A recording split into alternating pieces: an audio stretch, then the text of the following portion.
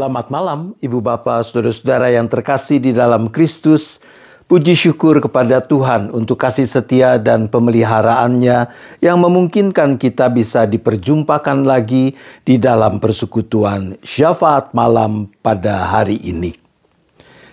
Peta Sungai Amazon. Begitu judul cerita singkat yang menjadi bahan refleksi kita dalam kesempatan ini. Sungai Amazon merupakan sungai terpanjang kedua di dunia sesudah Sungai Nil. Sungai ini merupakan sungai terpanjang di benua Amerika. Persisnya dia berada di Amerika Selatan. Aliran sungai itu melintasi beberapa negara. Nah, dikisahkan suatu saat ada seorang penjelajah yang berhasil menelusuri sungai Amazon. Ketika pulang, tentu saja ia dielu-elukan oleh penduduk desanya. Penduduk mengerubungi dia, memuja-muji dia atas keberhasilannya. Dan mereka, penduduk desa, ingin tahu segala sesuatu tentang sungai Amazon. Mereka menanyakan berbagai hal tentang sungai Amazon. Tetapi bagaimana mungkin mengungkapkan dengan kata-kata perasaan yang memenuhi hati sang penjelajah ketika ia melihat bunga-bunga yang begitu indah memukau, mendengar 1001 suara penghuni rimba pada waktu malam. Bagaimana menjelaskan perasaan hatinya ketika harus menghadapi binatang buas, atau ketika mendayung perahu kecilnya melewati arus sungai yang begitu deras dan sangat berbahaya. Sang penjelajah berkata, "Pergi dan temukan sendiri. Hanya jika kalian mengalami sendiri, kalian bisa merasakan apa yang aku rasakan." Namun, sebagai pedoman bagi mereka, ia menggambarkan peta sungai Amazon dengan sangat detail, sangat rinci. Setelah jadi, oleh kepala desa, peta itu dibingkai, lalu diletakkan di kantor kepala desa. Dan penduduk, apa yang mereka lakukan? Mereka masing-masing menyalin peta yang dibuat oleh sang penjelajah itu. Dan setiap orang yang mempunyai peta sungai Amazon menganggap dirinya ahli tentang sungai Amazon. Sebab bukankah dengan peta itu seseorang tahu setiap kelokan dan pusaran sungai, berapa lebar dan dalamnya, di mana air mengalir deras, di mana terdapat air terjun, dan seterusnya. Dampaknya, orang-orang yang telah memiliki salinan peta itu tidak merasa perlu untuk pergi dan mengalami sendiri perjalanan menelusuri sungai Amazon. Melihat kenyataan itu, sang penjelajah selama hidupnya dia menyesal mengapa ia telah membuat peta itu. Mungkin lebih baik jika dulu ia tidak menggambarkan apa-apa. Ibu Bapak, Saudara-saudara yang terkasih di dalam Kristus, begitu juga halnya urusan relasi kita dengan Tuhan. Sebagian orang yang menjadi pemeluk agama Kristen mandek, stuck dalam pertumbuhan spiritualitasnya. Mengapa? Karena mereka belum sungguh-sungguh mengalami sendiri perjumpaan dengan Tuhan yang membawa pembaruan hidup.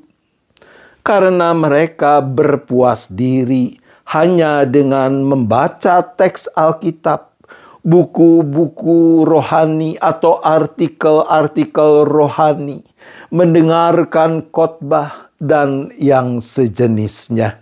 Tapi tidak menindaklanjuti apa yang dibaca, apa yang didengar, dengan proses menjadikan kebenaran firman Tuhan sebagai tolok ukur baru guna menjalani pembaruan hidup.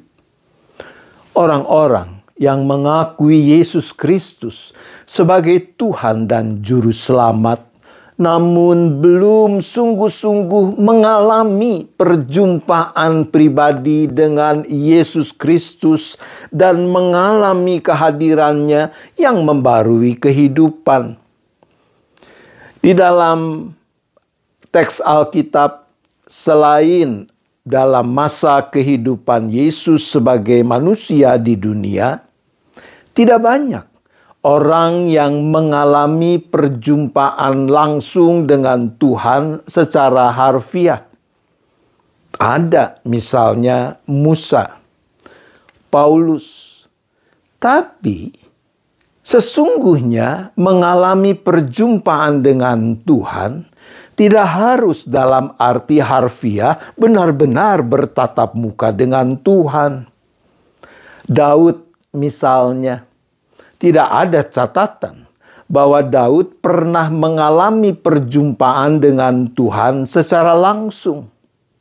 Namun melalui berbagai peristiwa yang ia alami, Daud menemukan kehadiran Tuhan. Peristiwa demi peristiwa tidak dijalaninya begitu saja. Daud selalu mencari makna di balik semua yang ia alami. Itulah yang disebut refleksi. Dialog batin yang intens dengan Tuhan. Kesediaan untuk memahami maksud di balik setiap peristiwa dan siapa yang bekerja di balik semuanya itu. Pada akhirnya, Daud menemukan bahwa hanya Tuhanlah yang selalu hadir, menopang, memimpin di dalam ziarah kehidupannya. Itulah perjumpaan dengan Tuhan, mengalami sendiri kehadiran Tuhan dalam hidup ini. Yesaya 55 ayat 6 mengatakan, "Carilah Tuhan selama ia berkenan ditemui. Berserulah kepadanya selama ia dekat." Carilah, alamilah, perkayalah, permurnilah, rawatlah terjadinya perjumpaan dengan Tuhan yang membarui kehidupan. Jangan karena sudah menghafal peta sungai Amazon, lalu mengatakan kita sudah tahu apa itu sungai Amazon. Tuhan menolong kita. Amin. Mari kita berdoa. Bapa di surga, ampunilah kami kalau di sana sini kami juga suka berpuas diri dalam kualitas relasi dengan Tuhan dan tidak cukup serius untuk sungguh-sungguh mengalami perjumpaan dengan Tuhan. Ya Bapa, ampunilah kami.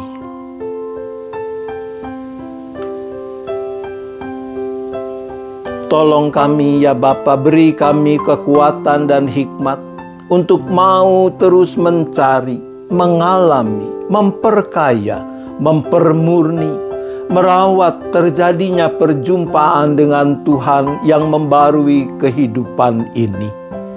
Tuhan, tolonglah kami.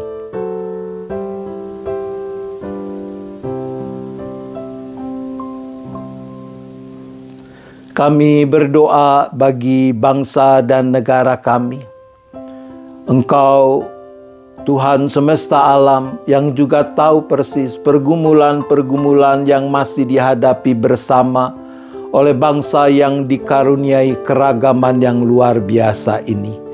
Kami memohon penyertaan, hikmat yang dari Tuhan, keberanian untuk selalu memilih apa yang benar, melakukan dengan cara yang benar. Kiranya itu yang terjadi dalam diri para pemimpin bangsa ini. Tuhan mampukan bangsa ini untuk menjadikan keragamannya sebagai kekayaan untuk membangun kehidupan bersama yang makin benar, makin adil, makin damai, makin sejahtera. Tuhan, tolonglah kami.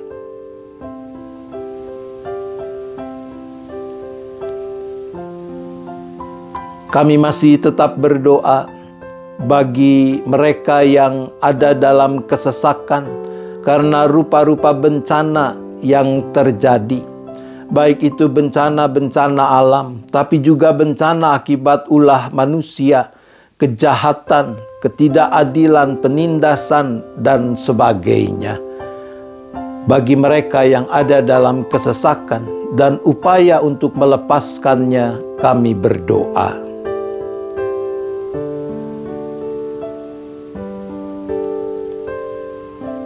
Kami juga tetap berdoa bagi gerejamu di mana-mana tempat yang Tuhan hadirkan untuk turut serta mengerjakan misi Allah, mewujudkan shalom kerajaan Allah di muka bumi ini.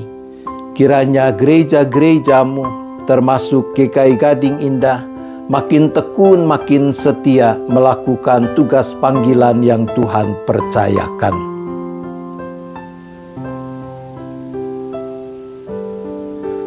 Kami berdoa bagi kegiatan-kegiatan dalam rangkaian masa Raya Paskah.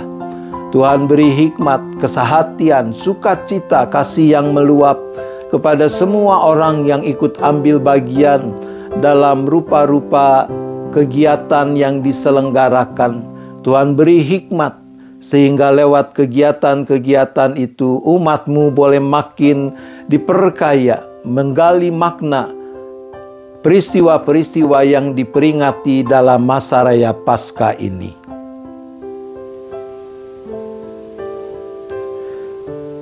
Kami juga kembali menyerahkan keberadaan setiap kami, seisi keluarga masing-masing, dengan berbagai pergumulan yang dihadapi, entah sakit penyakit, entah masalah finansial, perekonomian, masalah relasi antar anggota keluarga, masalah harapan terkait dengan masa depan, entah bidang studi, pekerjaan, perjodohan, dan sebagainya. Juga kami berdoa bagi keluarga-keluarga yang sedang mengalami duka cita. Untuk mereka semua kami berdoa.